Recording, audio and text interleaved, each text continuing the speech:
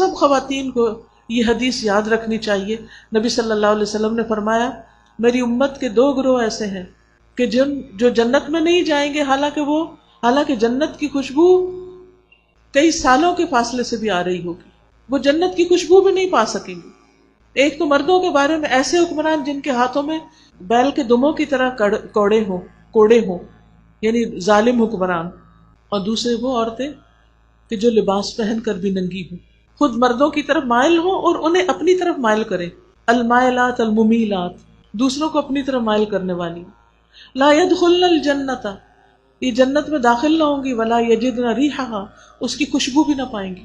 اور نبی صلی اللہ علیہ وسلم کی ایک اور حدیث کے مطابق میں نے جہنم کی اکثریت کو دیکھا تو اس میں اکثریت عورتوں کی تھی.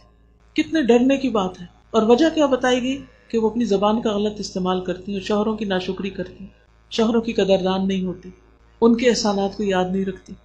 تو شوہر کے ساتھ حسن سلوک بھی جنت میں لے جانے والا ہے، اور زبان کی حفاظت بھی، اور خاص طور پر لباس کی حفاظت نہیں بدلنی. ایسا لباس نہیں پہننا جس میں پہن کے ننگے ہوں، جس میں جسم کا پورا سائز دکھ رہا ہو، اور باریک بھی نہیں پہننا، اور مردوں جیسا بھی نہیں پہننا. ہم عورت اگر کوئی پہن چکا ہے تو ایسے لباس کو ڈسکارڈ کر دے، اللہ کی خاطر چھوڑے.